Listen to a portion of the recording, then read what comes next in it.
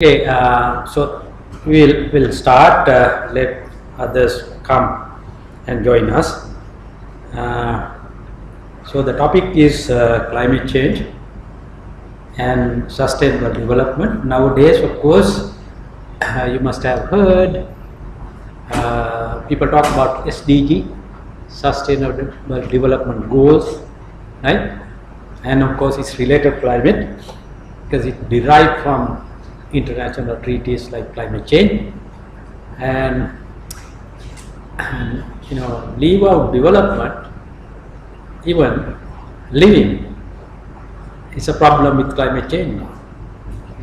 I hope you understand why. Because our agriculture, our livelihood has been threatened. We believe it is due to climate change. And also disasters that are also directly related with the climate. So, because when it comes to development, it is going further away, but always environment, climate, and development are in collision. Right? Whenever you do something in the development process, maybe environment is affected, maybe that will lead to climate change as well. So even today and in time to come, this topic is going to be always there, because climate change is not a short-term change, it is a long-term. Whether we like it or not, things will change. Okay? And therefore, this is an area where new research, new findings, new approaches has to be made for the survival of humankind, for the nature. Okay? Right. So with this, I will take some time, but I have so many slides. But then I may skip some of the things depending on your time, depending on your appetite. So let's move on and think. Maybe some of these things maybe you are well aware, right? But I just glanced through them so that you will remind that these are factors. So you just take the climate or even the weather for that matter. The weather and climate of the atmosphere is dependent on the energy, okay, that it gets. Now we can see energy come from outside to the system, right? They are mainly, solar radiation that drives our atmosphere, our system. Solar energy is that. Of course, there are a few other things that comes in the form of energy, but so the basic factors that changes is PV solar output, how much you put out from the solar, how much we get. Okay, that's the one factor, because we all know that it's changing, it's not constant, right? And then the geometry, the distance or the tilt of the axis of the earth, and many other things are there. So geometry. Then of course dust in between, interstellar dust, meaning between the sun and the earth there can be barriers. So if that comes in, the amount coming will be different, changing. So therefore that will lead to changes. Then if you come down to the system, of course we have the volcanic eruption taking place, and a lot of things get into the atmosphere, energy as well as many other debris, gases, many things comes in, and that will change the chemistry of the or the composition of the atmosphere, and it leads to climate change. Of course, other things are like mountain building. When there's a volcanic eruption, of course, a mountain, the physical structure will change, and that will lead to many things like wind patterns may change, the temperature may change. So those things are also contributing. Then the continental drift is something geological scale, it changes, and then of course, as I said, atmospheric chemistry, composition and the reaction in the atmosphere, reflectivity. Because depending on the surface, see, man also makes changes in the surface, and that will lead to reflect reflectivity changes, or albedo changes, for example, then the surface reflectivity, and more than that, the atmosphere ocean heat exchange has a factor here. So ocean, atmosphere and land factors determine or attribute to the changes in the climate, right? So actually we can go into details, but these are important factors, right? So then when you talk of environmental issues, many of the issues will lead to climate change, and the climate change also will work towards the changes again. So for example, stratospheric ozone layer way up in the atmosphere, right? So most of the ozone in the atmosphere is residing there, up there, and if the composition changes, the amount of radiation coming in will change, right? And the type of radiation will change. High energy radiation will come down, like UV and X-rays, ultraviolet rays, many other things will come, and therefore the energy will change, and energy will change the temperature, and then it will change the climate. And likewise, air quality changes, then the biodiversity loss. When the climate changes, biodiversity changes. Biodiversity changes, it affects the climate, right? And the porosity play a major role in the climate, right? As you all know, desertification, there are conventions for these things actually. Many conventions are there for desertification, there's a separate convention. I'll talk about it a little bit later. Then the water has a main role in the climate sector. H2O vapor is, of course, even though we don't consider as a greenhouse gas, it influences the trapping of energy, outgoing radiation. Of course, the water cycle, right? Acceleration will change the situation. This is happening now, okay? And therefore, all these things, all these environmental factors, environmental issues, change the climate, okay, and vice versa. Okay, what is climate then? Maybe many of you know this, right? That is the main and variability of parameters such as temperature, precipitation, wind, and other things also over a long period of time, ranging from, of course, years to millions of years.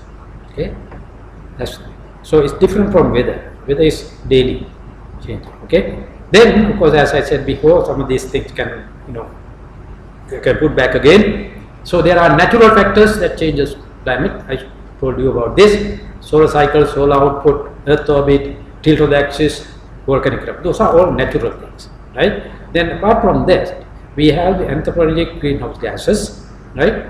I have labeled some of these things. Maybe in books and various other things you will find this, but there are seven gases listed as a Kyoto basket. It comes from the Kyoto Protocol.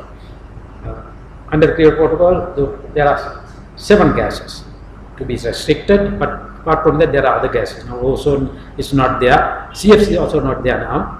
Okay, HFC, and apart from this, there are other things like HCFC. Now, these air conditioners now we are using HCFCs.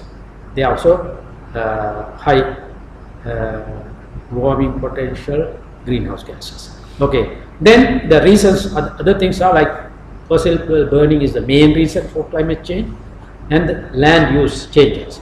Okay, livestock, grazing and the urbanization, all are factors that affect the climate. So we have seen the concentration of carbon dioxide has increased from about 280 parts per million to about 400. We have to change this now, over 400 now, and then it is increasing. Here I could say something, because now come into the conventions and the Paris Agreement and other things. Now, normally there's a direct link. I'll show you graphs for that. Direct link between the temperature rise and the carbon dioxide concentration in the atmosphere. Okay, so therefore, if you increase the composition of the carbon dioxide concentration in the atmosphere, it will directly influence the temperature. So in pre-industrial era, it was 280 parts per million, and then now 400 parts per million. Now under the Paris Agreement, I will show you later, the concern is increase of temperature. So we are trying to find means to reduce that increase. Only way to do that is reduce emission, that means getting into the atmosphere, and try to increase sinks, absorption, right? So in the model computations, if you want to limit the temperature increase by 2 degrees, the carbon dioxide concentration in the atmosphere should be below 450 parts per million. So we have passed 400.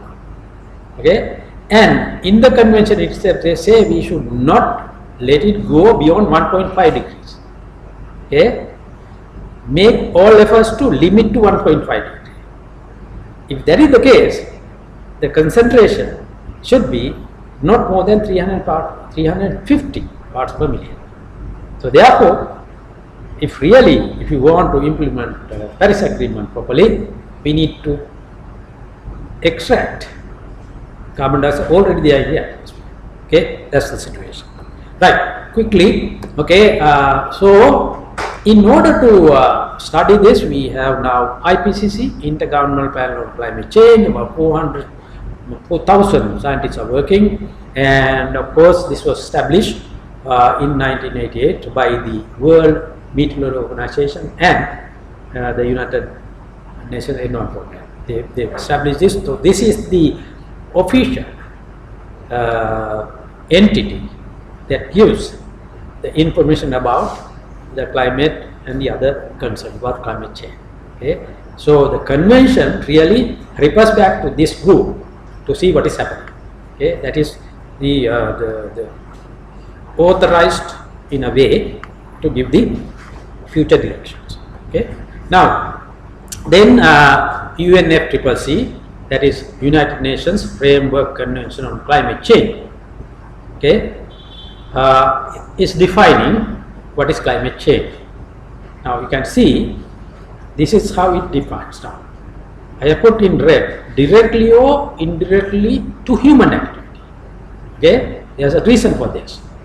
So change in climate which is attributed directly or indirectly to human activity that alters the composition of the global atmosphere, and which is in addition to natural climate variability observed over a couple of time period. That means to show that naturally also it changes, but we are now directly, this definition says directly or indirectly due to human activity.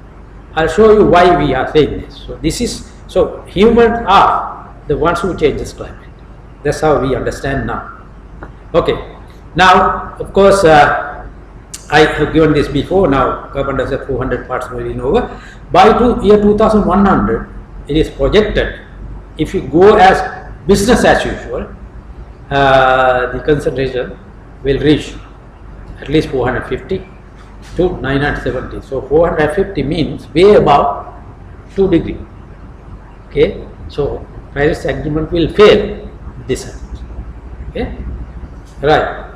Now, according to the latest estimates, global average temperature is expected to rise between 1.4 to 5.8. These are model outputs. Okay, and by 2100. So it's not 2 degrees, right? During this period, up to 2000, the global mean sea level has risen by 10 to 20 centimeters and is expected to rise to about half a meter. Okay, and of course the main reason is, as I said before, fossil fuel burning. Okay, so this is from IPCC. Now this is an interesting graph. Maybe you will get some understanding what I said. Now there are 3 things. Okay, now natural changes are the bottom one. Okay, and some projections also there. Real values are there. Okay, then we also have the observations, the black line. Okay, then if you put the natural variability and the man influence, anthropogenic influence together, the red one. So that means the observed change is of course challenged with when you put natural and man-made component together. So therefore now if you take out the man-made component, really temperature should go down as according to this, right? So therefore that's why we say that man's contribution is change the climate, change the temperature. So this is the evidence, right? Okay, so this is, you all know, you have seen this, carbon dioxide increases rapidly, exponentially with the annual cycle. Maybe you know why this annual cycle is, because the sink absorption is increased during summer when the plants are growing, right? And therefore the winter time it goes down, okay? Increases.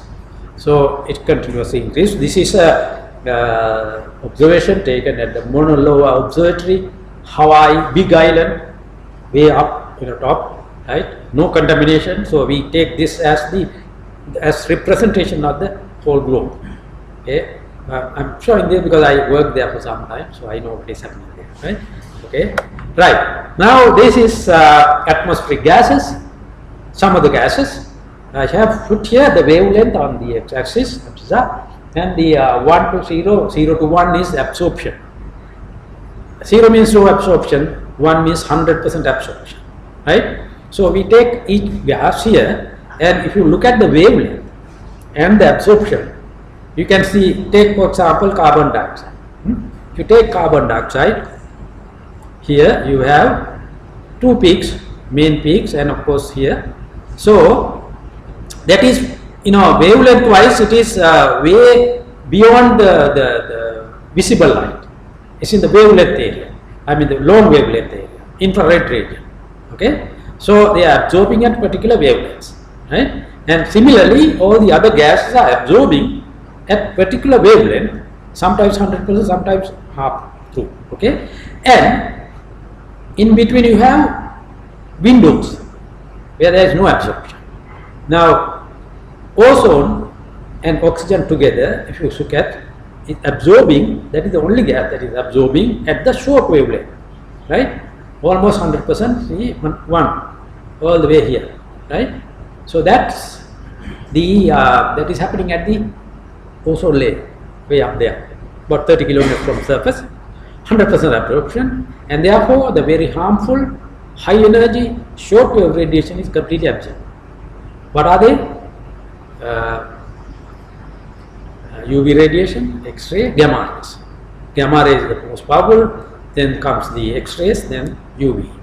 After that, we have the visible, okay, and then as you go on, you have the long wavelength, infrared, and then long wavelengths. Now here, interesting, this is the total atmosphere. So we have big window here and some windows here, okay. Now what does this mean? Really, this is the visible window. Visible light comes all the way to the ground. That is necessary. Nature has created that actually. That is necessary for us.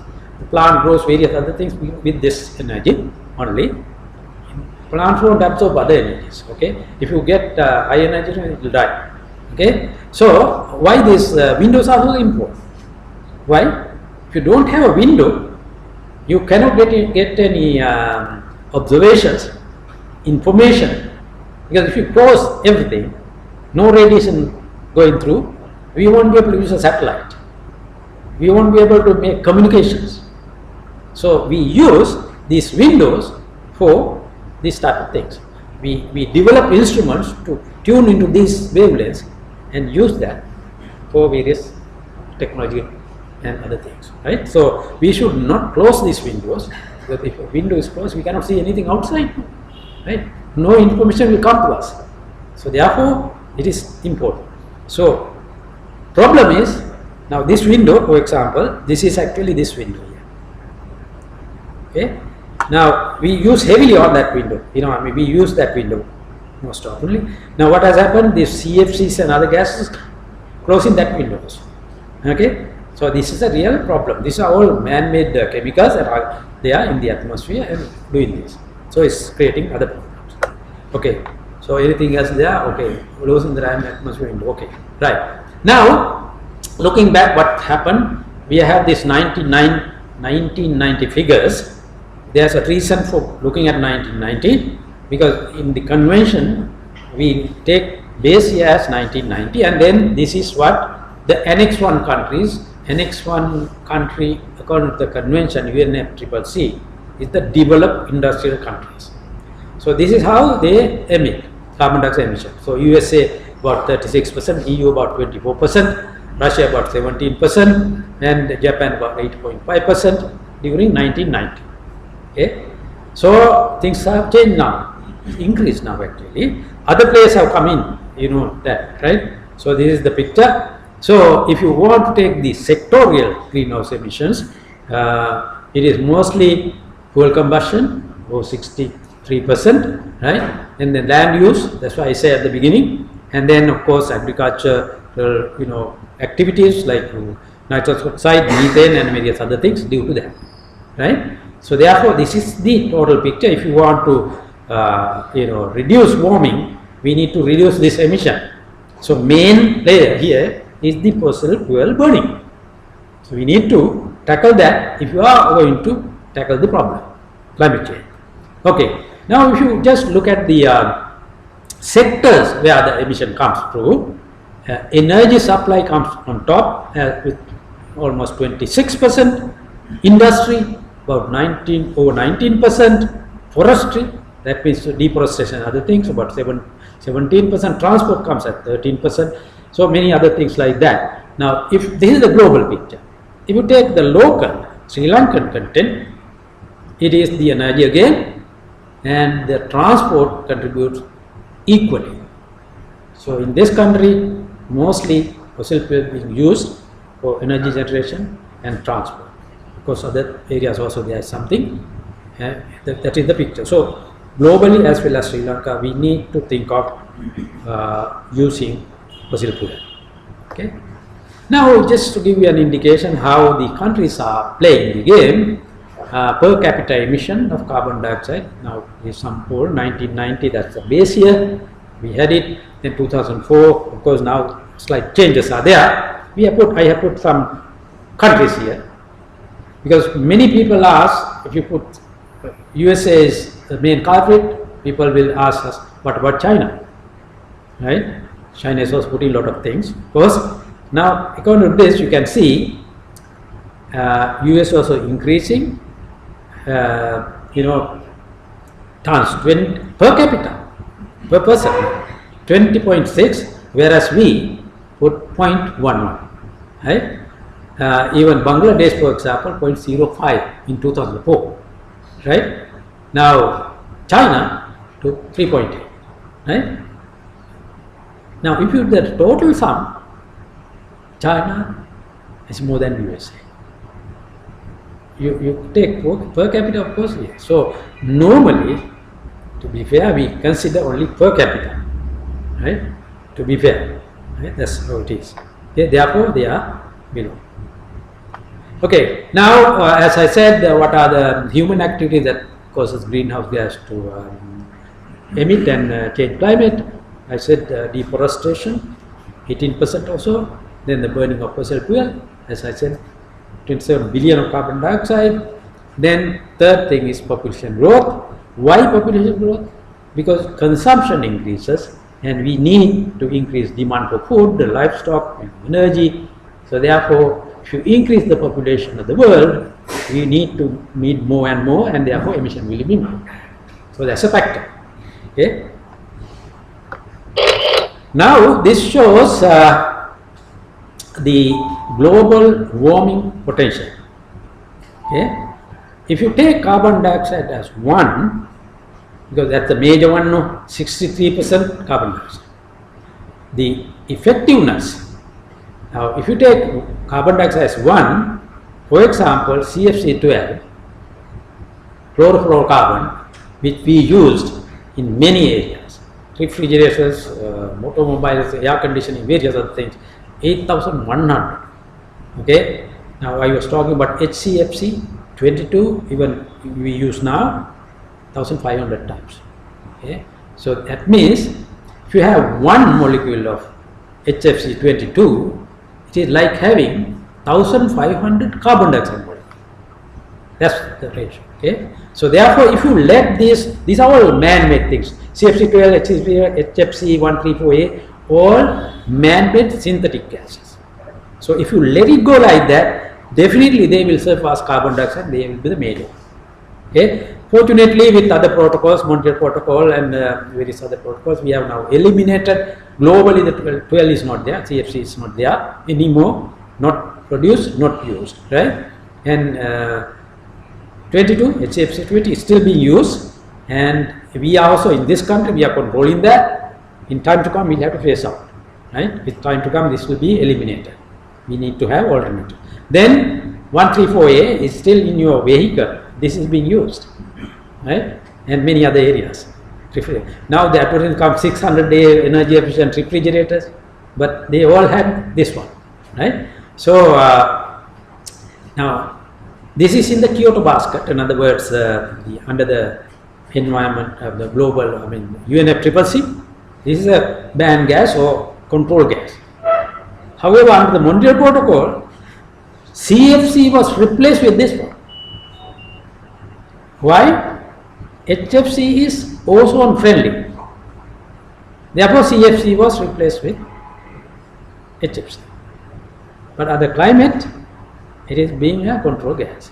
So this was there. This is a dilemma. Even like in this country, you have one protocol, another protocol. But then different people operate, even a country, right? So they talk about climate, but don't talk about the the ozone layer. And those who talk about ozone layer won't talk about climate change. So they take their own decision. So they have to come together. Now, fortunately, actually, we, like our countries, when we go, we see this. We go for both, right? Not many people, right? Developed countries, have a team coming for one and team coming for, they don't work together. So with this, of course, fortunately now, even the Montreal Protocol has taken step to control HFC, even though it is not a ozone depleting gas, right? It was with difficulty. They have come together now. It will be eliminated. Okay. Now some of the other gases. Now first three is of course natural as well as man-made. The other ones that they are down there is man-made. They were not there at the pre-industrial times, right? And everything is increasing, right? Now they are taking over life, and then the last column shows you the global warming potential. Okay, so this is the picture, and then what they are being used also given there. So some of these things are very important for us. We cannot do without them, right? But we need to find alternative material or gases or any other things that are necessary to get rid of these things. Otherwise, we are going to increase temperature. Okay, so all these gases are increasing in the atmosphere. These are some of the things.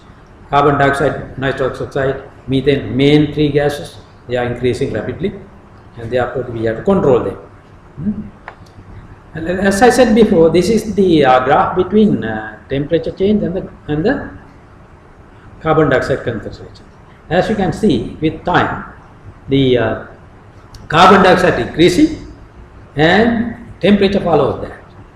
So there is a one-to-one relationship, correlation between the two, and therefore that's why we say carbon dioxide has to be controlled if you want to tackle temperature change. Right? Okay, now this is the model prediction for future, right? Temperature change. Now, as I said before, I told you it is going to increase minimum 1.4 to 5.8 degree by 2100. These are different models, but the main thing is that all the models are giving an increase. So if you take the average from here, it will be 3.5 roughly. So which is not acceptable. Okay. Alright, so now of course with the temperature rise, glaciers are melting, you are seeing these things, you have heard about these things. What happens then? Now there are several problems with this. Now for example, when these things are melting, they add to the oceans. Amount of water increases, and of course the temperature will also expand these things, and therefore the sea level will go up. And more than that, before that, so many things happen. Say hill countries like hilly countries like Nepal, India, Bhutan, lot of problems with this. So they destroy some of the natural things, right? Flooding occurs, right? Lakes break out and disaster occurs, right? But apart from that, globally, sea level rises. Okay, so there are evidence, of course. These are things now, you don't have to go into detail, but you got the idea, right? Okay, so warming versus thermal expansion also, water level goes up. There are evidence. Now, this is a very important thing. Ice extent has decreased now. These are observations and then predicted. Okay, so by 2050, see, northern hemisphere ice is going to be completely gone, right? So everything will be in the ocean, and this will create other problems, other environmental problems, right? Not only sea level rise, many other problems. Okay, so we can talk about many things, but this is not the time for that. You can think about it, you can read about it. Okay, then this is a very important thing I just want to share with you. A is northern hemisphere, spring snow cover. Snow cover is also going down, right? Then B is summer sea ice extent, Arctic. So ice extent going down completely. These are real observations, right? Then D, global average sea level change, increasing, observation. Then most importantly, C. This is the global average upper ocean heat content. This will create many things. If you increase the heat content of the ocean surface waters, that will lead to many of the weather changes. It will increase the storm, cyclones, hurricanes, thunderstorms, many other things will happen. It will accelerate the water cycle. Okay, so more water vapor in the atmosphere. As you know, water vapor is also in a way increasing global temperature. Plus, the more water vapor, the clouds will be thicker and high clouds. So the water content in the cloud will be high. Rainfall will be more. Flooding will occur. Landslide will occur. Many other destructions. So this thing is very, very significant here. It's going to be a real problem, especially tropics, because tropical oceans are warm. Okay, so these are problems. Now this is real observations. We saw that sea level is rising. Now this is the if you look at the sea level, this is a model again. For 2100, at least half a meter rise in sea level is expected. Right, mean is about half a meter. Right. So what happens to our country is also, especially island nations, right? Coastal belts will be inundated. Many other things are there. We can talk on that in many at many angles. We can look at it. Okay. So this is rainfall distribution. Now we are now suffering one side in drought, severe drought, not even water to drink. On the other side, flooding, right? So look at the global picture and look at our area. You can see the northeast monsoon time, December, January, February. We are having a less rainfall situation, maybe 20% less in the long run. Okay, this is a global model of precipitation. Going back and seeing southwest monsoon time, June, July, August, we are going to have excess rain, plus 20. Okay, that means what? It's a disaster situation for us. We would like to have it the other way. If you have good rainfall in the northeast monsoon, our agriculture will be benefited, right? But we having more rain here is a disaster for us. We are having natural disasters, right? So this is the picture. So it's not a good sign for are all for Sri Lanka. Okay. Now we have done something in locally also. We find the same thing. Dry zone will be drier in time to come. Wet zone will be wetter in time to come. Okay. So that's not. So we are in double trouble in a way, right? So your engineers need to think. I was just thinking about it. We have excess in the western side, right? Less on the other side. Think of a method of getting this excess to that side. Be innovative.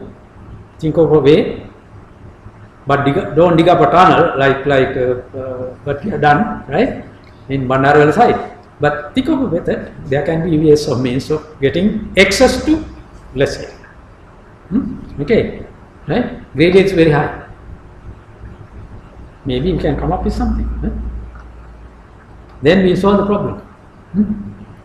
We solve the problem here in the western side, and we solve the problem in the northeast also, right?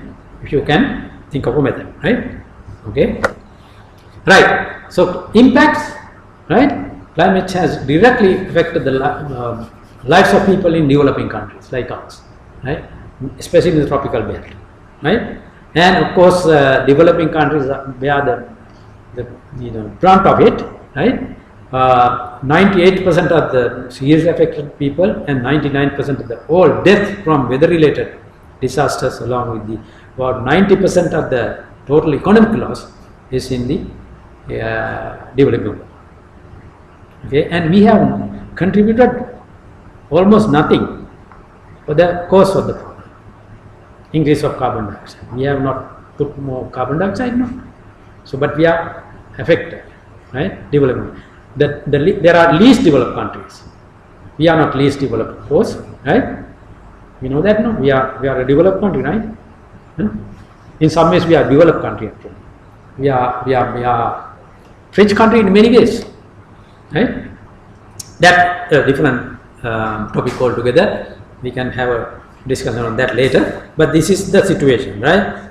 Okay. So the 50 least developed countries contribute less than 1% of the global carbon emissions, right? But they are suffering.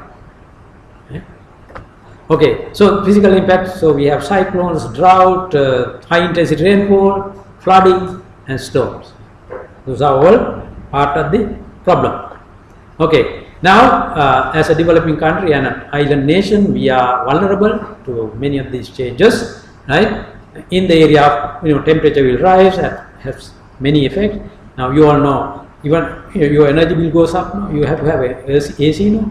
Right? Higher the temperature, more ACs you will use, more fans you will use, right? And then the sea level rise will influence us. Droughts, of course, we are suffering, right? Because that high intensity rainfall we have experienced, increased thunder activity. Even now, people die, right? And it is threatened to our food supply. Of course, we have to import rice now, right? So that's a real thing. Fresh water supply, even though we don't think about it, it's going to be a problem. I don't have time to talk about these things. Then loss of biodiversity, human health, dengue, malaria, various other things. Malaria is no longer there, but things are there. So agriculture, water resources, human health sectors are the most vulnerable sector due to climate change in Sri Lanka. That's how we have identified, right? So we need to take steps. So this is what I was talking about. This red area will be, under sea, inundated. So you can see most developed, areas in the southwest belt. Our tourism industry, our roadways, infrastructure, all will be damaged or unusable maybe. And our ports, right? On the other side, our agricultural land in the east, Ampara area, there will be a real problem, saltwater intrusion, and we may have to move the paddy lands to some other place, and the northern head will go on underwater. Our map will have a different shape, right? Mind you, we have been fighting for that tip, no? While that is going on, it is going to be taken over by the sea, right? So no point, struggling there, right? Okay, so this is real facts about climate change, what is going to happen in this country. So what are the solutions? Now, as I said, there's the International Convention, United Nations Framework Convention on Climate Change. which was initiated at the Rio de Janeiro Conference Earth Summit in 1992. Objective of that was to stabilize greenhouse gases in the atmosphere at a level that would prevent dangerous anthropogenic man-made interference with the climate system. So the convention is aiming at reducing anthropogenic man-made component in influencing the climate change. So that's the main objective. So we are party to that from the beginning, right? Now how many years ago? Over 20, 25 now, no? 92, 25 years ago. But we have not seen a good progress, even though we have a internationally accepted 98 countries, 95 countries are party to this, and the whole world is party to this convention, but nothing happened, right? There are reasons for that. We have been discussing this. Okay, so then you all know this, when you have a convention, you can have a protocol under the convention. There's a difference between protocol and the convention. Okay, so under the climate UNFCCC, we have Kyoto Protocol. It was established in 1997. This is considered as the legal instrument of the UNFCCC. Okay, we ratified this, right? Objective of that, at the initial stage, which is about 2008 to 2012 period, we were supposed, not we, the industrial countries, right, to reduce emission at least by 5% from their 1990 emission. Okay, reduce during this period, reduce emission by 5% of their 1990 emission. Okay, this is a legal binding treaty, but didn't work. One problem is that USA didn't sign into this protocol. They are party to the UNFCCC, they are not party to Kyoto, right? And of course, other countries also did adhere to what they have agreed for.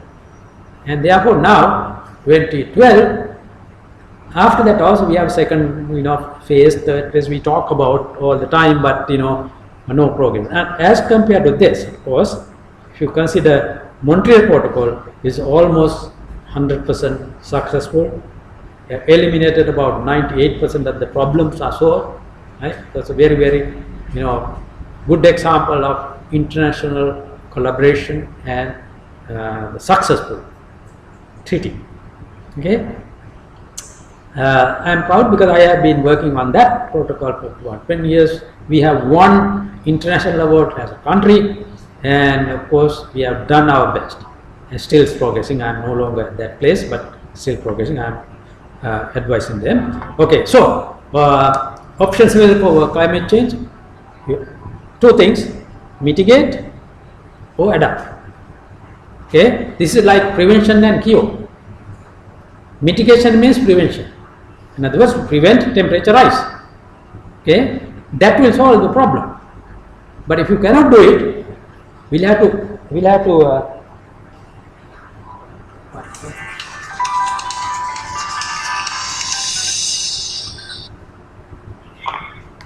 I am at a lecture. Okay. Right, so if you cannot prevent, we'll have to adapt now. Whatever happens, we'll have to live now. So we adapt to the situation, right? So those are the two things, right? But adaptation is costly, just like cure is costly. Prevention is, less costly, but mitigation is less costly, really speaking, but it's not happening, right? That's the problem. Okay, so what is mitigation? I'll just go quickly, right? The mitigation means, I have only the red area. Mitigation means implementing policies to reduce greenhouse gases emission and enhance sink. In other words, we prevent the burning of fossil fuel. That's the main thing. Other things are there, of course. Other gases also emit, right? And also increase sinks means how do you increase the sink? Now for us, maybe we increase the porous cover that will absorb. And there are other methods to methods of sink also, right? Technologies are there to sink. Okay, right. So those are that is what mitigation is about. Then of course we have clean development mechanism, which is proposed by the Kyoto Protocol, Article 12. Right. Now we are as you all know, we are a low GHG emission country, but still we can contribute to the global effort under this mechanism, clean development mechanism. So it also leads to sustainable development. Okay? Clean development mechanism leads to sustainable development. Okay? Anyone wants clarification, we can always discuss. There are people who knows about it in the audience also. You can have a discussion, right? If you want, we can also discuss. Right. Okay. Now in this country, we have identified the projects that are necessary in the CDM process, mainly in these areas: hydropower generation, wind, solar, organic waste, of course, forestry side, biomass, and agriculture, plantation, various other areas. So these areas can be, modified to, for a clean development area. In other words, we increase the efficiency of using energy, go for alternative energies, various other things can be done, and reduce emission. Okay. For these things, of course, we can get assistance from outside, okay, free. Okay. Now also. If you look at the situation, we all have to chip in to reduce emission. So by 2050, it is estimated that at least the developed world should reduce 80%. They didn't do even 5%, but they'll have to do 80% by 2050 if you want to live below that level. Okay, and the other 20% has to be borne by the developing world. Of course, now we have develop some of the things. NAM, for example, National Appropriate Mitigation Actions in areas like transport, waste, energy generation. So there are NAMA projects being developed in this country also. Okay, and we also can reduce deforestation and increase the forest cover. President has pledged that increase forest cover from 29 to 32%. Right, so those are areas where priority can be given. Okay, then we also talk about sustainable development. What is development sustainable meaning? Continuously can develop. So this is not a short-term development, quick response, not leapfrogging. Sustainable development is a long-term thing, right? So development that meets the needs of today without compromising the ability of future generations to meet their own needs. In other words, we have to think of future generations, right? You don't just use everything by our generation and leave nothing for future. That's not the right thing. So we are used to that actually. In this country, our culture was there, but things have changed. Okay, maybe you think what I am saying. Okay, think about it. Okay? I don't have time to describe. Okay, now we say no survival without sustainability. No survival, because sustainable development has three independent components, but they are linked together. They are economic development. When you say development, many people think economic development only. That's not the case.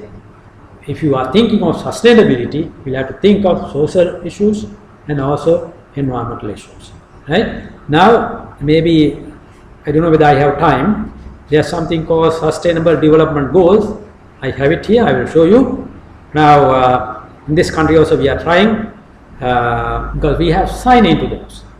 We are signed to many of these international agreement treaties, and the President is very keen on this.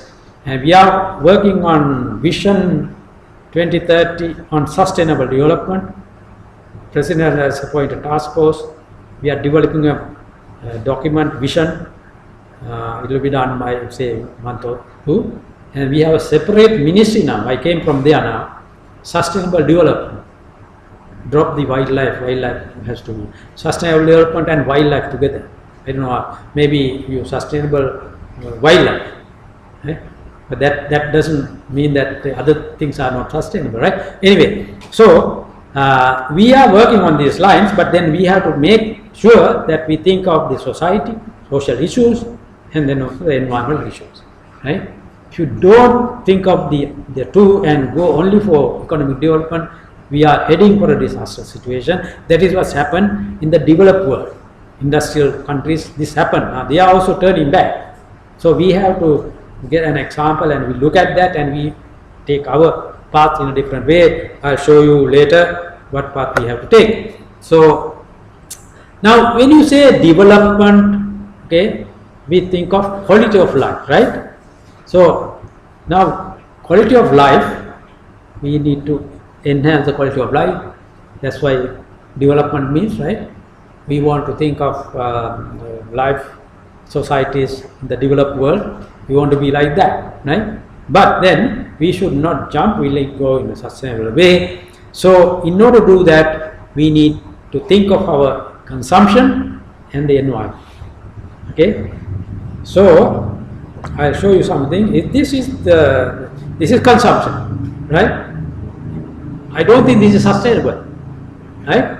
Okay, so this is not the way we need to do. Now, when you think of our planet and also think of ourselves, we think of quality of life, right? You all say that quality of life in European countries are better, Australia is better. You know how many young, educated, maybe some of your relatives, are trying to move out? 60% of our educated crowd, youngsters, want to go out of this country to those countries where they say maybe good life, right? Quality of life is good there, right? So we are thinking of models. So are there, if there are any negative issues, I'm just going to show. Think about this. What is quality of life as you think? Is it having more money? You are rich then, more material, you have a car, good houses, mention all that. Having more power, power sense this power as well as this power, right? Political power, various other powers, right? Then you are happy, right? Maybe quality is high. Maybe you think like that. Then more friends. Sometimes when we are rich, you have enemies also, right? That is also. Then now, of course, when you are rich, you eat things and you get sick and you have to go on a diet plan, right? And then of course you go to medical examination regularly, be fit, right? Then of course environment we don't consider, sometimes they are degraded, right? If this is what you want, or this, you have fresh air to breathe, fresh water to drink, right? Good education, good health, comfort and convenience, genuine friends around, right? Caring neighborhood, peaceful sleep. The previous things, or this, what you think better, okay? Quality of life. We'll have to have a scale. I think quality of life is this, and someone else will think quality of life that, right? So think about it. I just put these things up. Okay, then resource consumption. Now, ecological footprint, that maybe some of ideas you have, it has overshooted. We are using more than that the nature can give us, right? So present population is consuming more than what Earth can provide. That's the real thing. This leads to resource depletion. You deplete the natural resources rapidly, so degrade the environment. Then of course quality of life, there's an anomaly, right? Rich and poor, big difference, and of course threatening the future generation survival. Okay, so therefore we say world is path to destruction through human activity causing rapid resource depletion and heavy environmental pollution, which has exceeded Earth's threshold capacity. In other words, pollution, the nature can, manage the pollution to some extent. Purification by nature, various other means. But when it goes to a level, the nature won't be able to handle that, right? It collapses. Okay, for survival, meet the total resources consumption by growing population to 2050. So therefore, we have to find more. If you go in this direction, the resource consumption, then we are going to have a problem. We may have to find more Earths, other planets. We have to go to other planets maybe, right? Okay, so this is the type. By 2050, we need 2 more planets of our size, our resources, equal resources. 2001, end of the century, we have to have 4, equivalent to 4 of our resources, right? So, which is difficult to achieve. Okay, even though we have technology development, all that, this is going to be a real problem. Problem is, until it comes, we don't think about it, right? Now, way out. Can we reverse these disasters that we are thinking of? Can quality of life for all? Can we make a better world, better place to live? And also we can ensure the next generation will also have the sustainable living. So therefore, we need to think of consumption and production. Okay, I will say why. Consumption and production, if you manage, we can have a sustainable development as well. Okay, we resource achieve through. Now, these are the things that we need to do: reduction in resource intensity, recovery of resources, just without just wasting, you recover it, right? And you design products so that it will be sustainable. Consumption has to be controlled, or moderate consumption, right? Not heavy consumption, right? And also for sustainable development, these are approaches. You minimize waste, prevent pollution, go for cleaner production, improve efficiency, co-efficiency, resource sustainability, in other words, closing the loop. Now, I can show you some things. Closing the loop, what is closing the loop? You engineers have to think about it, right? So, resource efficient and cleaner production is for sustainable development and production. This is what we want. So, this will show you what happens now. We put in energy, material, water into a system, and we take out what we want, finished goods and services. But in the process, we waste a lot of things. Solid waste, wastewater goes out, and of course, air pollution, emission, all this is going out, and we get a product. So therefore, this has to be thought properly and reduce this waste and the pollution. Okay. If you take the history of air pollution and water pollution, all that, with the industrial, revolution, steps can be taken like this, right? First, of course, 60s pollution was ignored, and we thought of dispersion. You put something, it dissolves, right, in a large area, and there is no problem, right? Even air mixing, right? Then later on, it was realized that it won't happen because more pollution is a problem. Therefore, environmental laws and regulations brought in, right? Then, of course, raw material cost was high because it's scarce. Therefore, of course, the treatment cost is very high, right? Therefore, if you want to go for sustainable development, you have to treat waste, recycle waste, reduce at the source, right? Cleaner production is that. Then sustainable consumption and production will lead to a sustainable development. that is the path we want to take, right? Okay, so this is what it's about. The valuable resources are being thrown away and they are at the wrong place. We have the garbage problem, right? Now, of course, we are trying to make energy out of it, and of course, we can, before that also we can do things, and people are talking about that the separation at the source, right? I don't know how many people are doing that. So we can, of course, all contribute to solve this problem. Okay, sustainable consumption is, of course, we can consider as intelligent consumption. Don't think of emotions, just think of consumption in a intelligent way. This is what has happened through the history. We have hunt together, then we had the agrarian society, now we are industrial society. So we use more, consume more, and throw away more, right? This is the problem. So we are a different kind. Human beings are animals which generate garbage.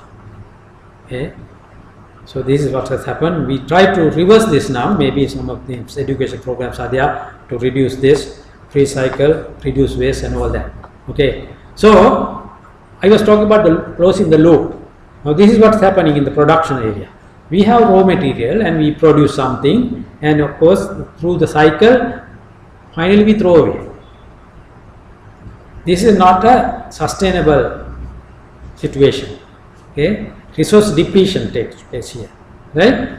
We need to close this loop, right? So therefore one step will be recycled and get them into the cycle again, right? Reduce throwing away part, take some of these things and put into the cycle again, right? Recycling. But the best thing would be if you can do this, everything goes into the cycle, nothing goes out. This will be ideal situation, right? We need to try to achieve that.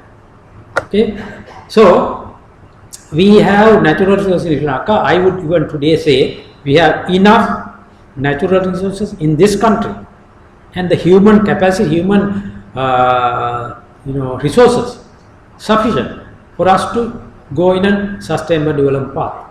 But if the 60% goes, that's the problem, and then if you deplete the resources, that's also a problem. So we have mineral, water, air, marine resources. We have a whole area of ocean. We have not tapped that resource, right? We are talking about blue-green era, blue-green economy. We talk of green economy. Now we are talking about blue-green, blue meaning ocean, right?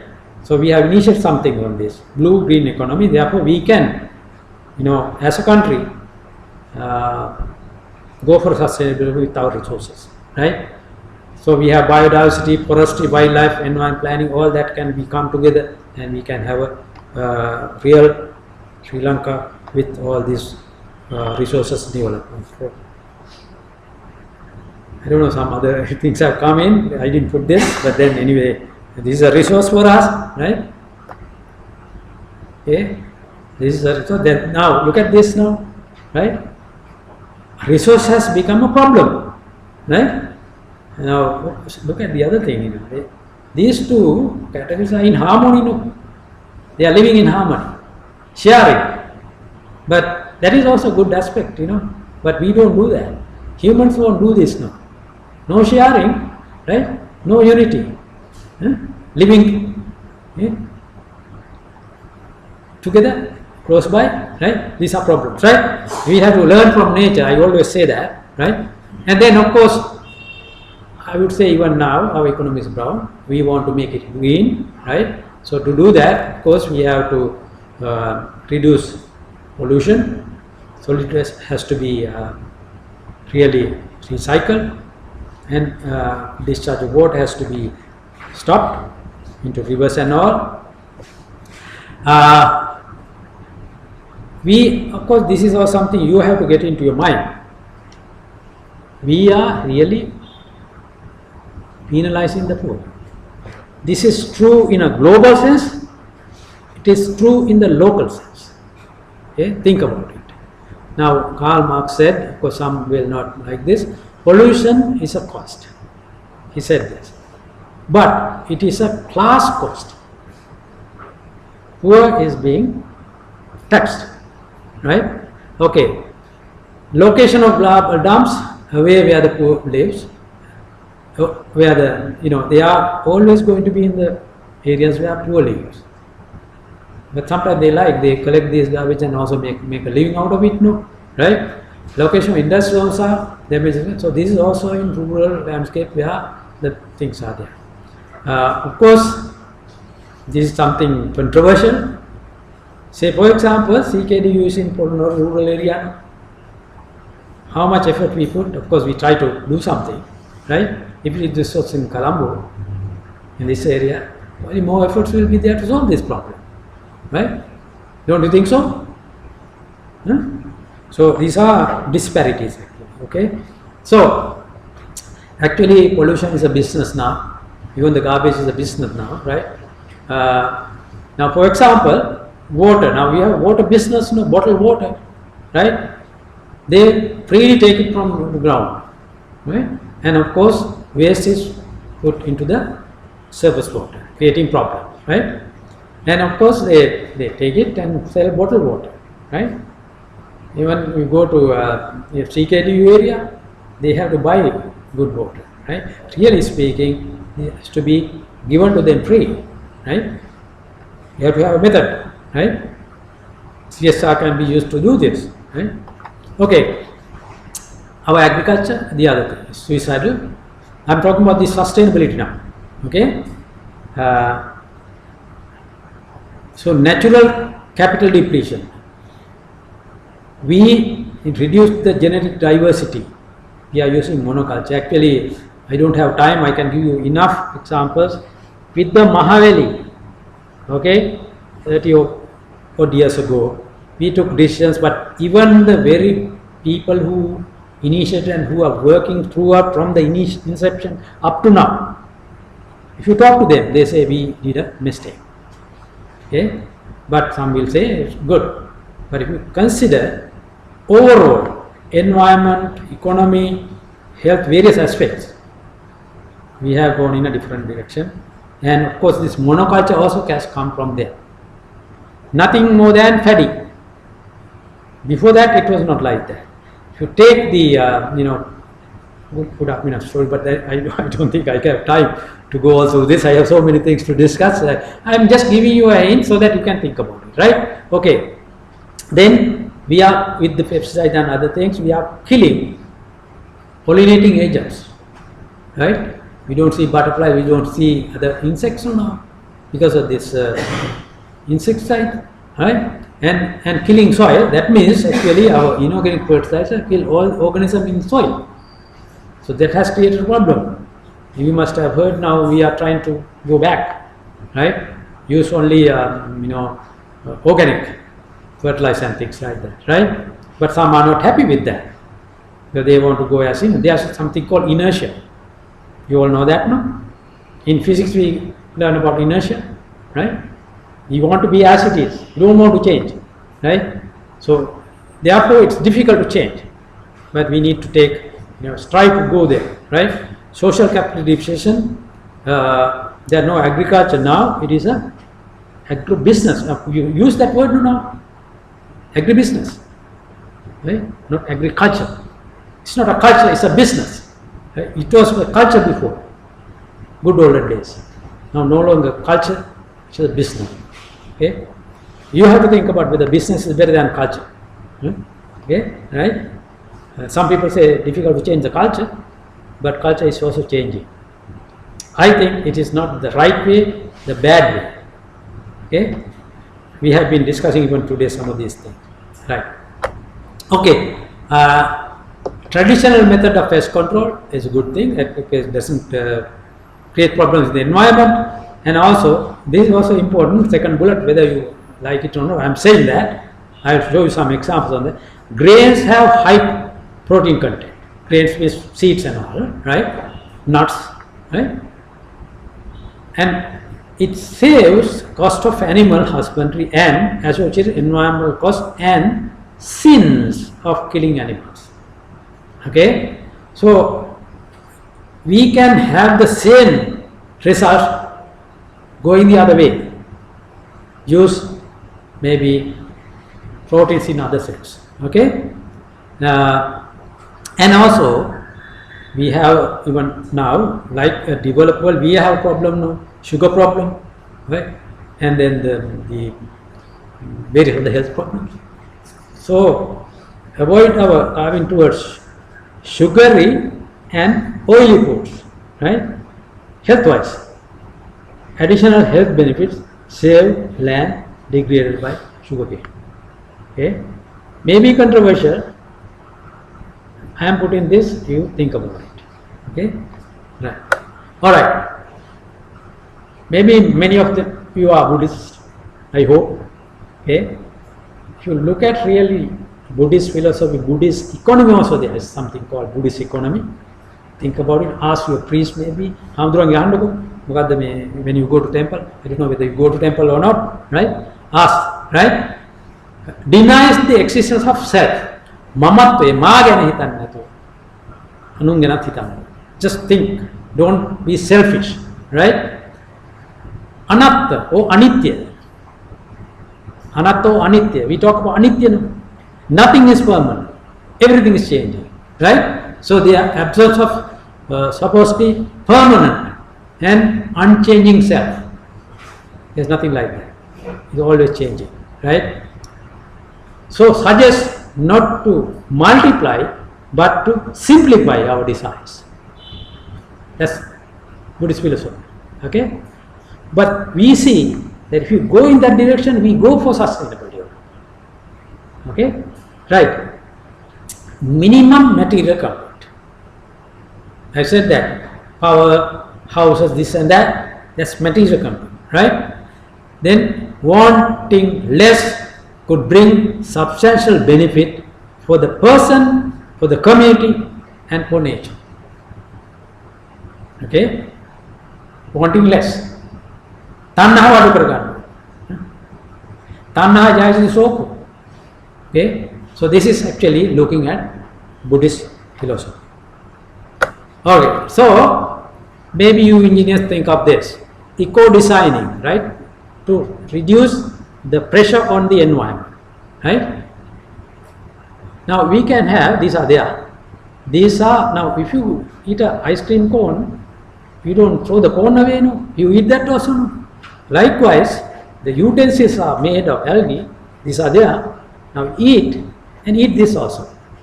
So less problem for the environment, right? Even though you now think like that, you eat, right? But ice cream cone and you eat that. We can make it in such a way that you consume this also. Less problem for the environment, right? Algae is, digestible, no? Right? Okay? So there are things now already generated, right? And this is something, washing machine. We put detergent and, pollute the environment, right? This is ultrasonic washer. We don't put detergent here. Okay? All energy, right? These are there. Zero detergent washing. Now, nanotechnology, even in this country, there are some things that clothes are being manufactured. You can have, the dirt won't get in, sweat won't get in. That's another thing. But these are also there now. Okay? Environment friendly, washing. Little expensive, right? If you all want, you can contact me. I can be the agent to bring these things in. Make money out of that situation also, right? Okay. Then of course the photocopier. Now say how many of you use, say you print something one-sided and you throw it away. Don't you think so? In the office you do that. At home you don't do that maybe. Right? Right? Think about it. Now I always use, if you have a one side, I use it the other side for something. Sometimes I print on the other side. Okay?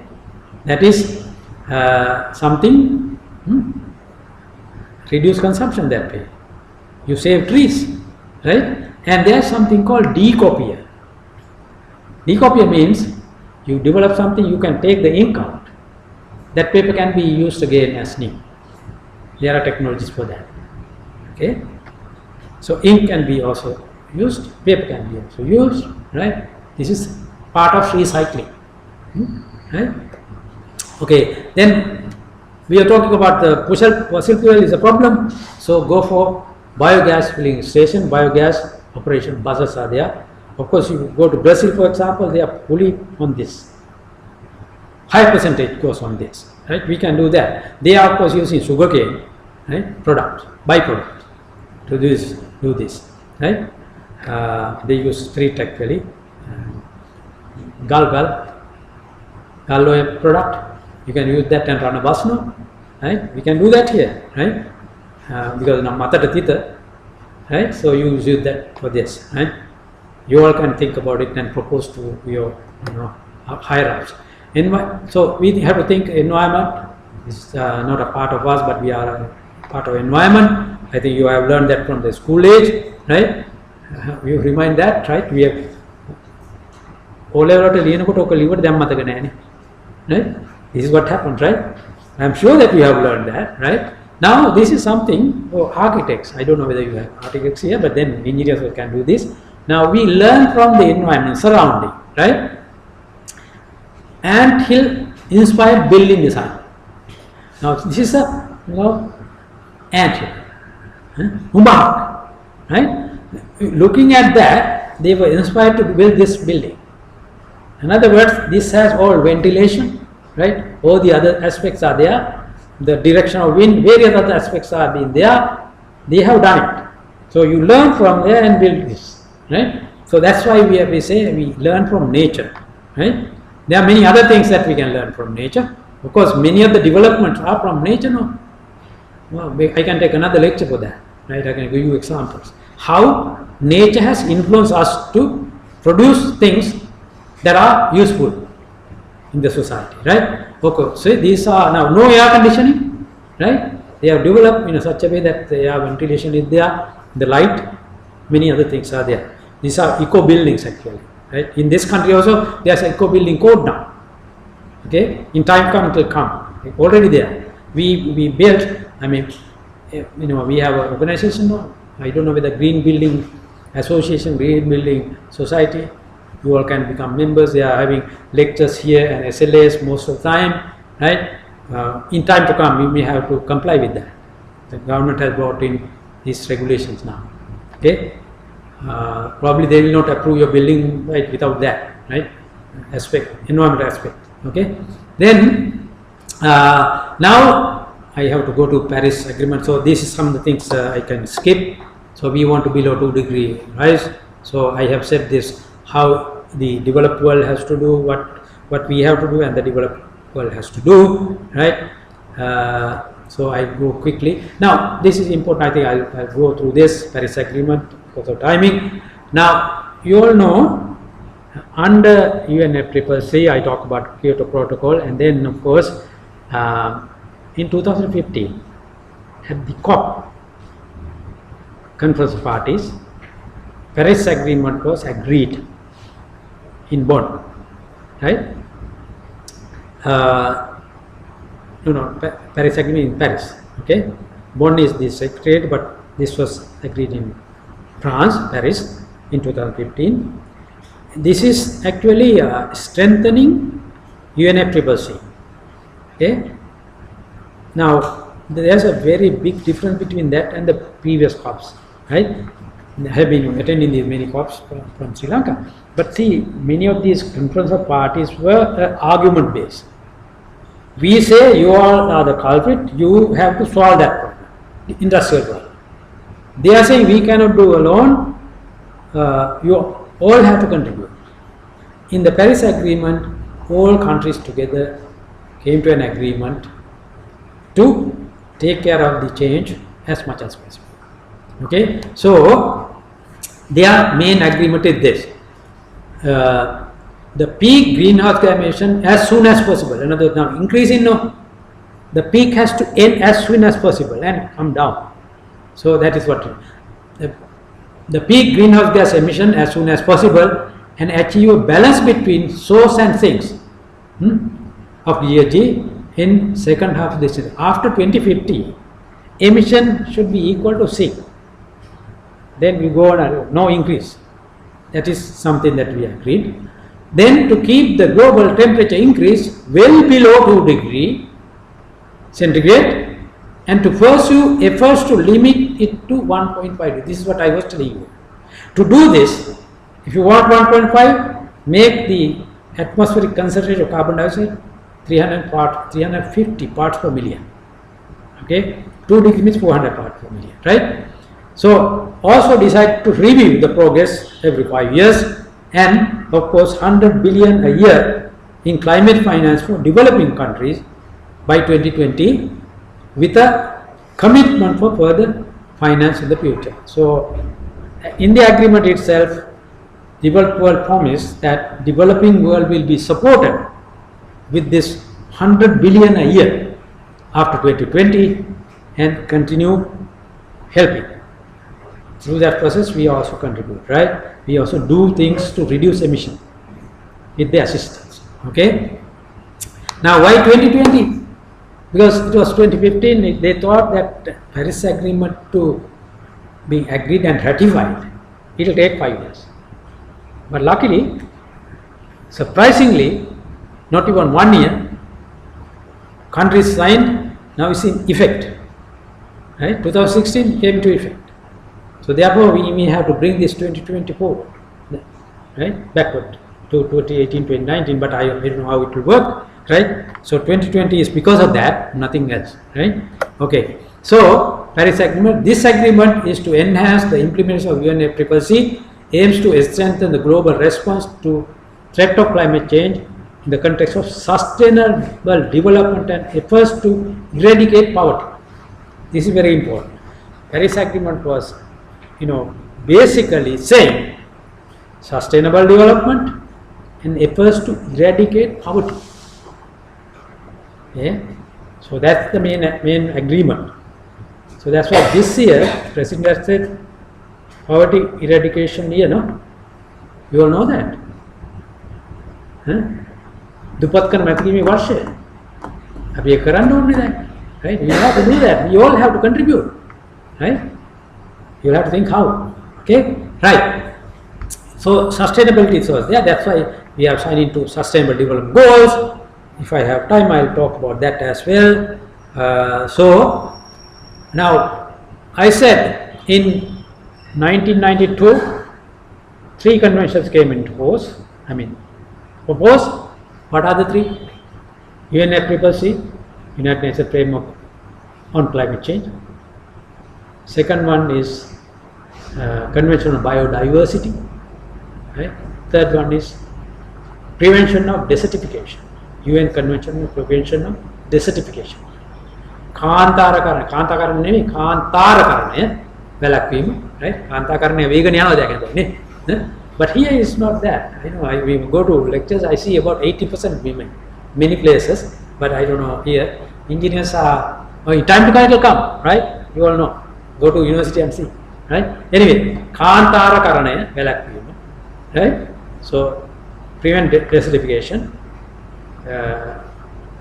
prevent biodiversity loss of, biodiversity convention, prevent climate change. Those 3 were very important UN conventions initiated in 1992 at the Earth Summit, right? So we had Rio Plus 20 in 2012. There was a document that came through that process. The future we want. The future we want. That was the outcome document of Rio Plus 20, which was also held in Rio. Okay, we were part of that. Many of these. Rio Plus 10 was held in South Africa in 2002, right? And this was held in 2012 in Rio again. So there was a document called, and that led to this 17 sustainable development and 169 targets. They are there. We are part of that. We have to adhere to that. We are working on this now, right? They are action oriented, global in nature, and universally applicable. Okay. Indicators focus on measurable outcomes. There are indicators. They can be measured, right? Integrate economic, social, and environmental aspects and recognize their interlinkages. And you cannot just think of environment, the economy. They are linked to other things, social and environment, right? That is the main thrust. Now there are 17 goals. These are the goals, right? So we have poverty eradication. We have the first one, right?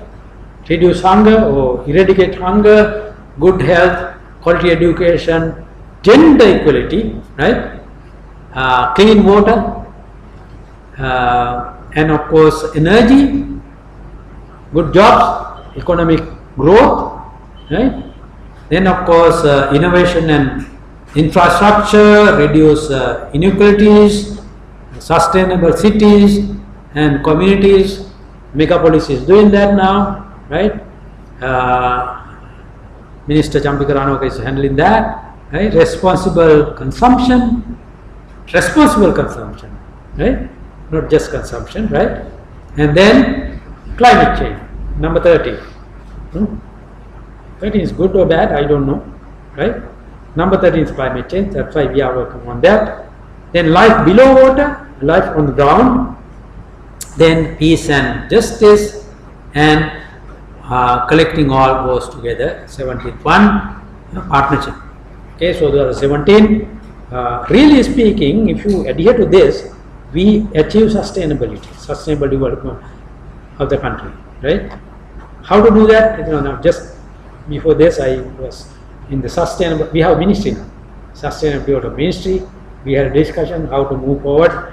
Things will come to you in time to come. We are planning what to do in this country in order to achieve this. Okay, so you will get to know all this. So these are goals, in a descriptive way. Say if you take 13, take urgent action to combat climate change and its impact. So we have to take action. There are goals and actions also defined. So we need to go through those. So for example, end poverty in all its form and everywhere. Number 1, right? Energy, let's see, energy. 7, right?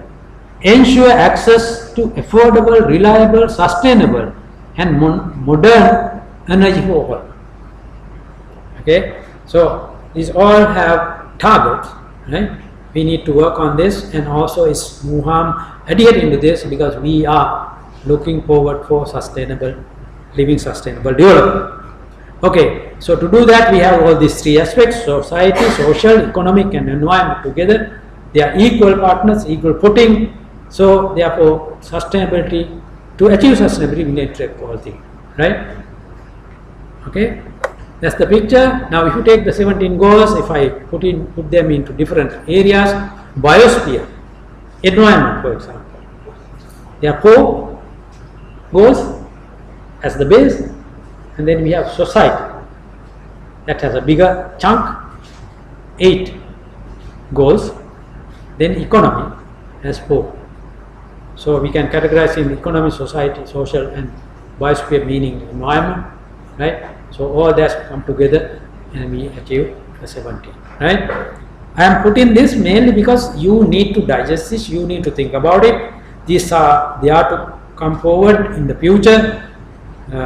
You need to be educated on this, and we need to adhere to these things. It's a must. Leaving apart the global, locally we need to take this if we want to have a better life for the future generation. Okay, so system convergence of this planning. We have 17 sustainable development goals and 169 targets. In this country we have 51 ministries. Am I correct, or is that correct? General knowledge. How many ministries we have? Huh? Is it 51? Yes or no? You don't know, no? How many ministries are there? No need to know also, no? No point knowing also, right? Things will go, right? Actually, we have 52 now. I think new ministries there. 52 ministries, I think. So, so our government system in Sri Lanka is central government is there, massive, right? And we have 9 provincial councils, okay? And we have 335 local authorities. That is 23 municipal council, 41 urban council, 271 division council. Okay, taxpayers are managing these things, right? So many agencies, right? So in a way, we are wasting many of our resources on this, just to maintain the system. Why I put in this? Because in order to achieve the 17 goals, we'll have to work with all these people. Because they are interlinked, right? Without talking to provincial council, we cannot do anything in this country. No, we have to bring them also in. So many stakeholders. It's a massive job, right? So we are developing the policy vision, but afterwards we'll have to take action. Strategies, all that has to be developed, and action plan has to go to ground level, okay, grassroots level, right? So anyway, huge task. We need to do it, okay. Now under the Paris Agreement, we have something called intended national determined contributions, INDCs. Because under the Paris Agreement, even before that this came. In other words, we need to say what are the things that we can do, we will do in the direction of mitigation and adaptation. That is also there to tackle the problem of climate change. So when the Paris Agreement came into effect, every country has, the parties to that convention has to give this, tell what we are going to do. Now once the agreement is approved, in force, this high drops, okay, national determined NDCs. So we have NDCs now, okay, not in INDCs. Okay, so these are in the Paris Agreement. Maybe details are not that relevant to you, but then have an idea. So in the INDCs, we have not only mitigation, adaptation, planning is also there in the INDCs. Just to highlight that, okay. So parties shall pursue domestic mitigation measures. Domestic, not, see for example, in the Kyoto, there are three things, no? If a developed country wants to do something in a developing country, you can take an example. Planting a tree, say, it is costly to plant a tree in the developed world as compared to planting a tree in a developing world like ours. So you spend and plant a tree in this country, you give some money and plant it here, and you can credit, you can say, you can add to your credit, I have planted so many trees in these countries, right? That's because globally, sink is global, right? Wherever you plant, it's a sink, right? Therefore, but in this, we say we have to do it domestically, okay? Right, so that's the difference actually, right? And also achieving the objective of the such contribution. Then each party's successive NDCs, national determined contributions, will represent the progress beyond the party's then current NDCs and reflect its highest possible ambition. In other words, you can change NDCs, even though we have given now, we can change it, but the change should be upward, not downward. Right? When you change, more mitigation has to be there. You can change always, but you cannot go down once you give it. Okay? That's the idea. So finance support will be there both for mitigation and adaptation from that 100 billion, right? Climate fund is there, and from that, of course, apart from that, other parties can also contribute.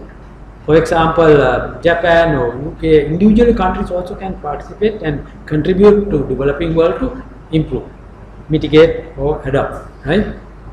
Provide support voluntarily, right?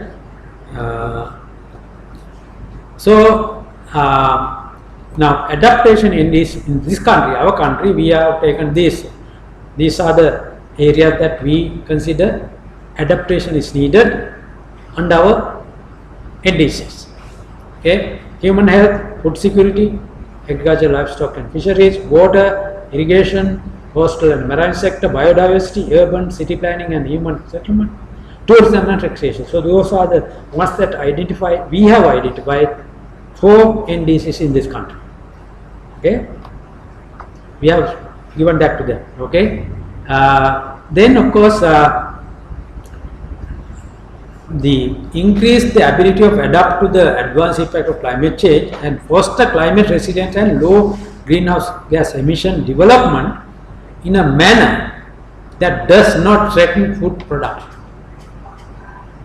I highlight that because you do mitigation, you reduce emission, but without harming the food production.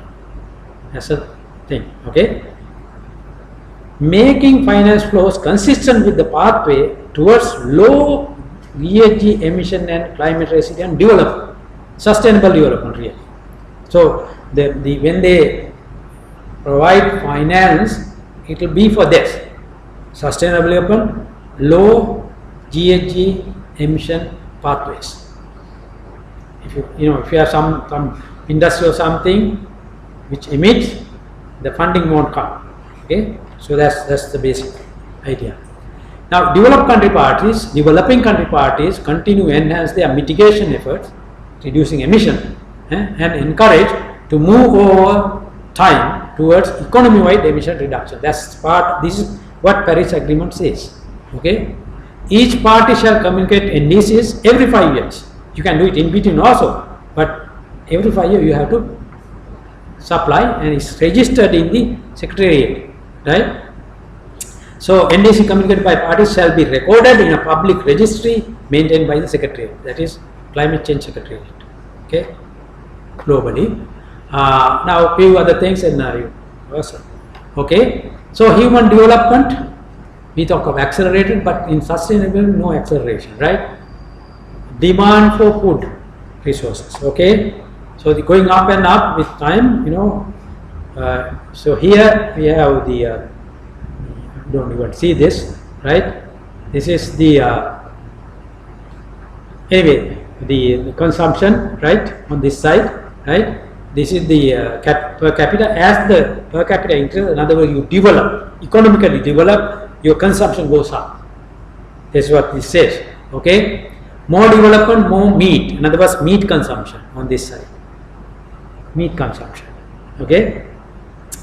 Now it's going up and up, but if you can do this, much better, because as you grow, you don't increase the consumption.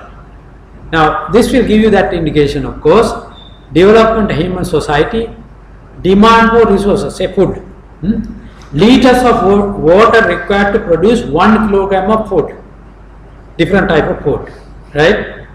Potato, wheat, sorghum, maize, rice, beef, chicken, all that. So say if you take beef, look at the amount of water required. Okay, rice 1190. What happened? Come on. Okay, so this is comparison, right? More water is needed to produce meat. Okay, then energy required to produce 1 pound of this type of food. Energy. Corn, milk, eggs, chicken, cheese, pork, beef.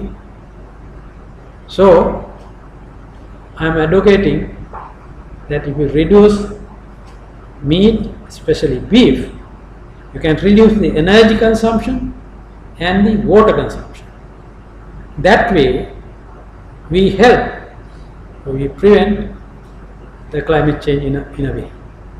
Okay, these are facts developed by globally. Okay, then instead of linear economy, in other words, we take material and produce something, throw away, that's linear economy that we have been doing, technically and biologically material mixed up, energy from finite source. Linear economy is that, right? Then we are proposing, or we need to go into circular economy that I was talking about. Energy from renewable sources. This is so make, use and return. Make, consume and enrich. So this is a circular thing, not linear. Produce something, throw away something, right? So especially for sustainable development, we will have to think of this circular economy not linear economy. So basic principle of circular economy is design out waste, build resilience through diversity, rely on energy from renewable sources, think in systems, reduce waste in food. In other words, we try to accommodate things that are there and try to live with it and use less resources and use them in a sustainable manner. This is the basic idea of sustainable development. So economic development comes with that, then only it will be sustainable. Otherwise it's unsustainable linear economy. Okay? One day we'll have to come back, right? That's the problem. So therefore, this is what basically we are saying, per capita GHG emission and development level. Okay? So A, B, C are countries, for example, poor, middle income and rich. Okay? So we are somewhere near B. Now rich countries, right, gone up to C, right, basically with increased GHG emission, right. So they have gone up, achieved development, right, and per capita income also has increased GHG emission. So in that model, in that economic development model, when you develop, you emit more, right? But that is not sustainable. Therefore, what we want is, we have to have a ceiling of emission. Below that we'll have to stay, and also we need to develop, right? So increase the per capita income, but make sure that you don't emit excessive greenhouse gases. As I said, after 2050 we have to have a balanced emission sink. We'll have to think of that. Emission has to be equal to sink. Otherwise it's not going to be sustainable for the world.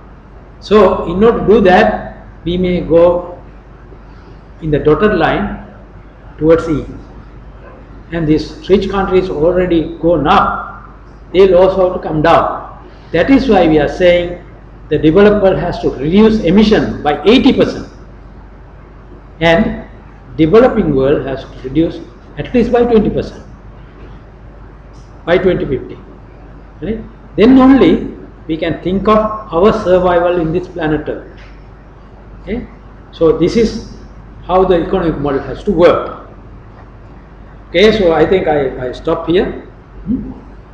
So we need to think of new generation. Therefore, I had some other things I have cut down, mainly because we have 10 minutes left.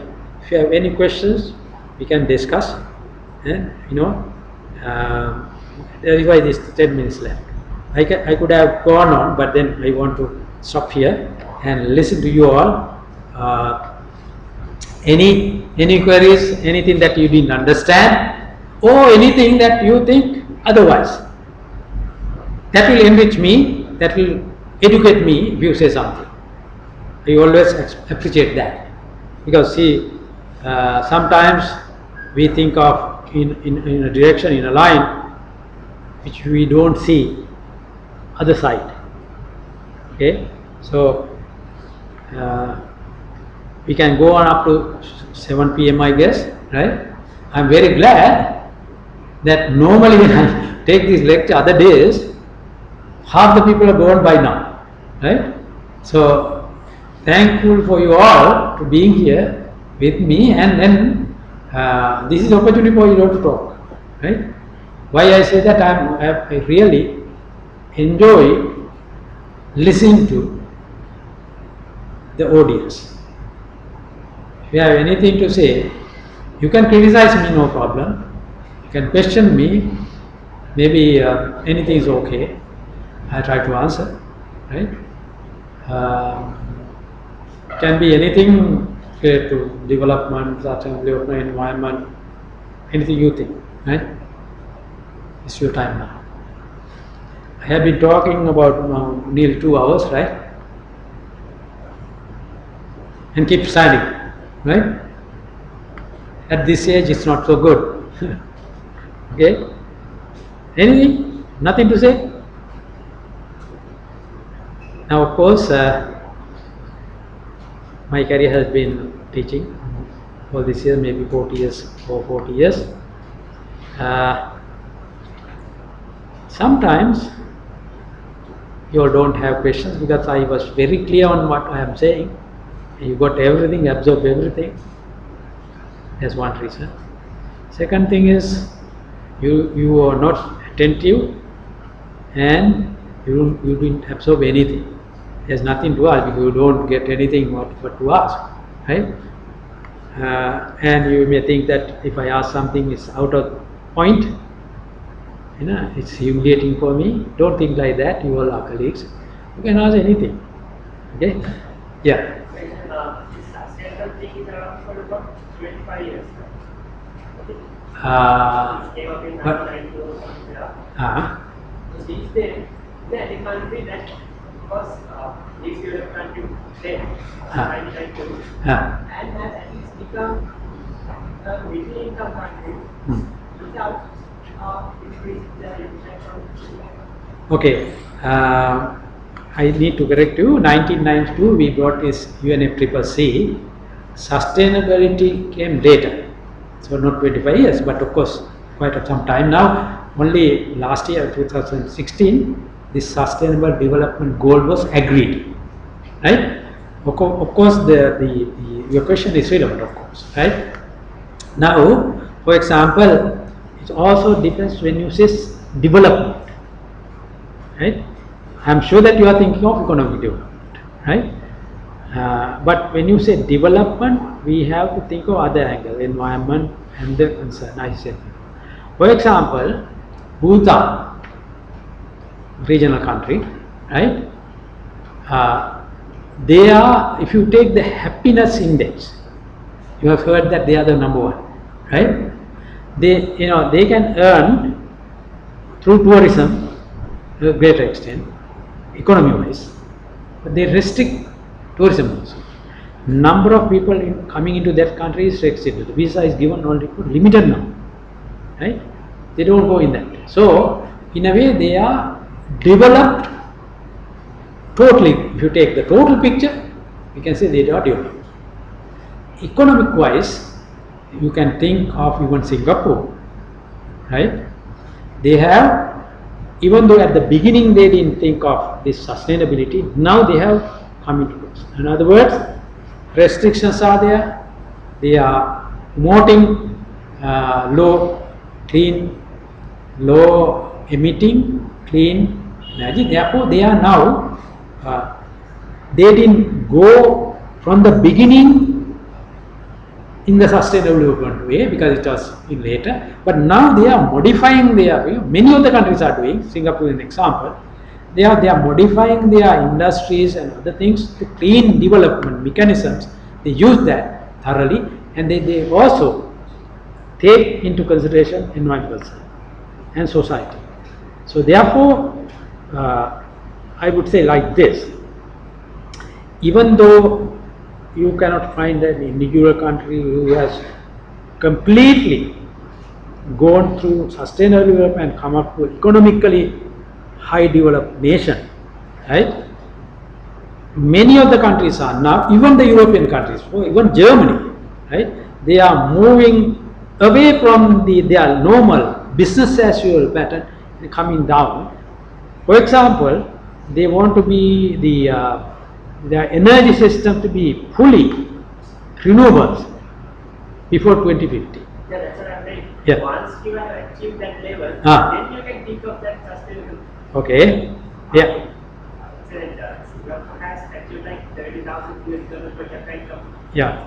That kind of thing. Yeah. Okay. Then they can think of environmental policy. But in Sri Lanka, Yeah. Okay. Yeah, I get your point. I get your point. I know what you are saying, right? Of course, now you are saying that you are developed country, you can take action to reduce emission, but that's a difficult task because see, you are set into a normal routine way of life, right?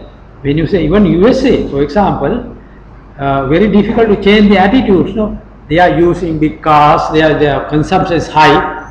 So it will take generations to change that, right? Industrial wise, you may be able to say giving incentives and things like that. So for the developing world, they are advising, and we are taking some of the steps that we don't go in the same path.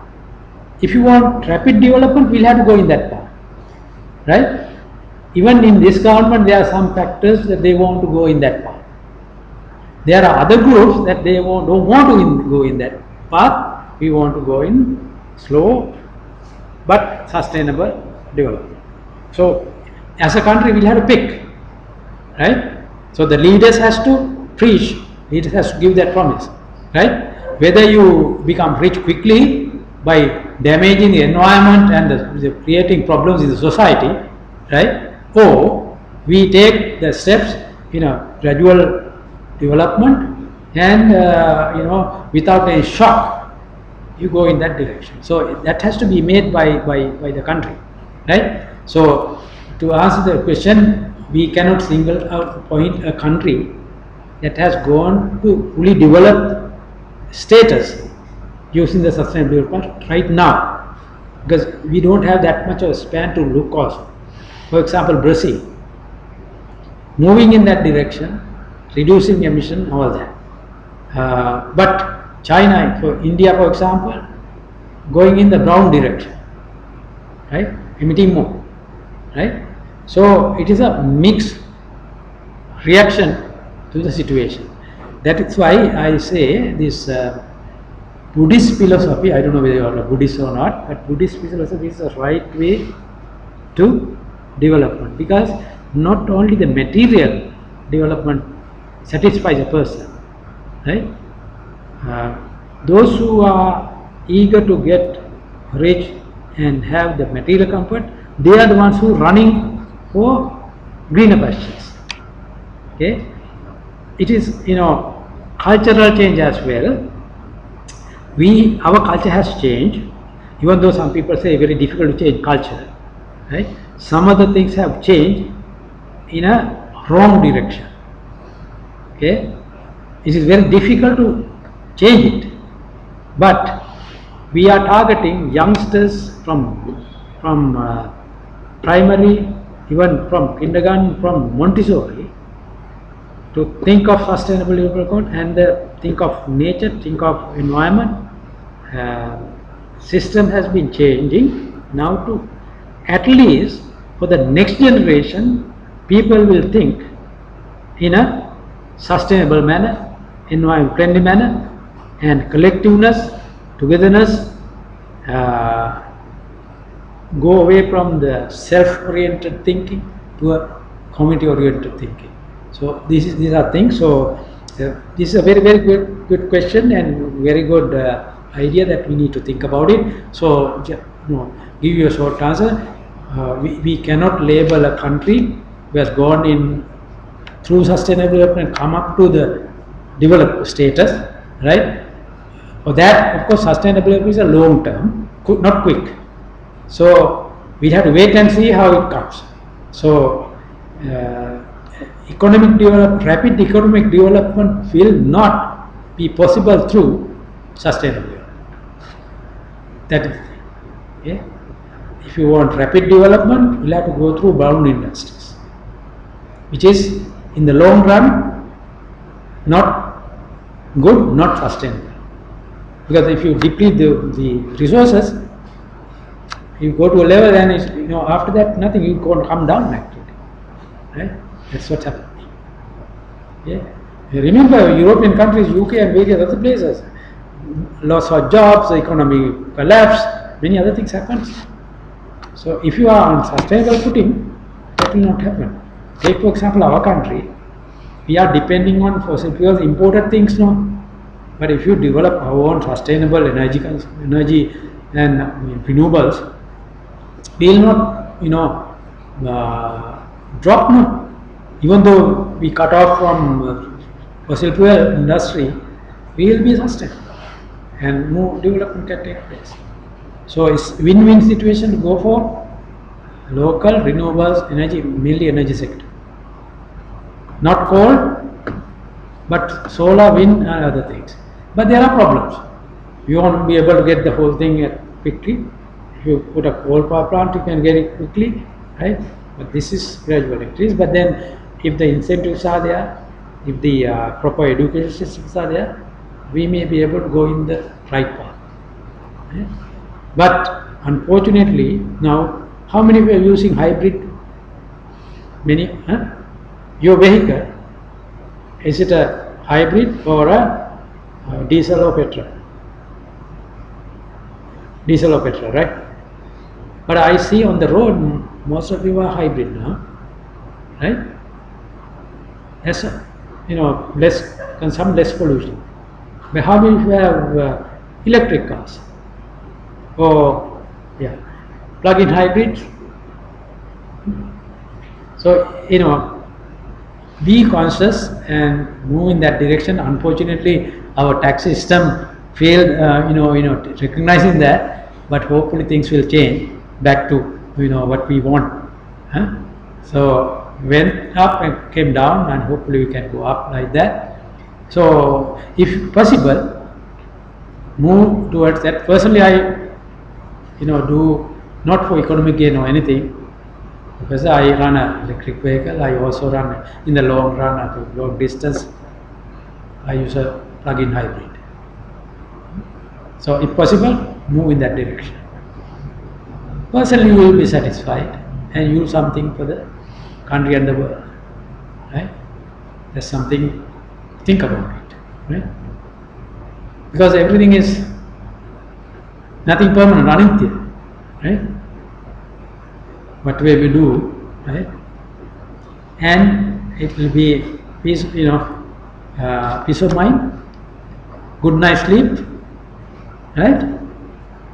I have, really looked at it.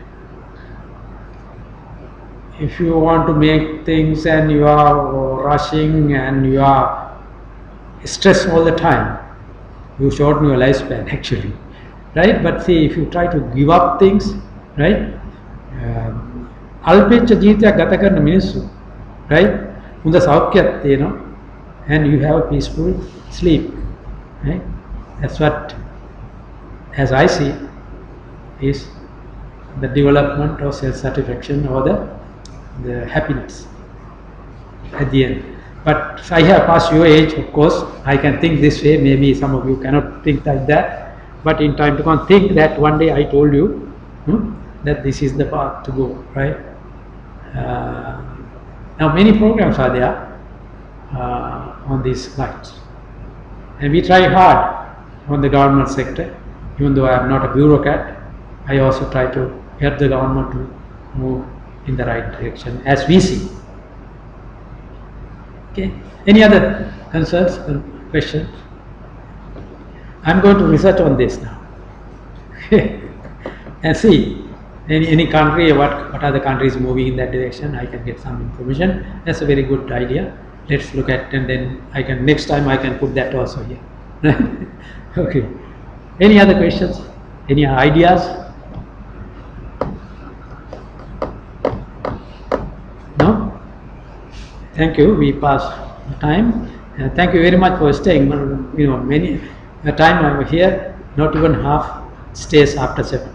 Right? Thank you very much. Good night.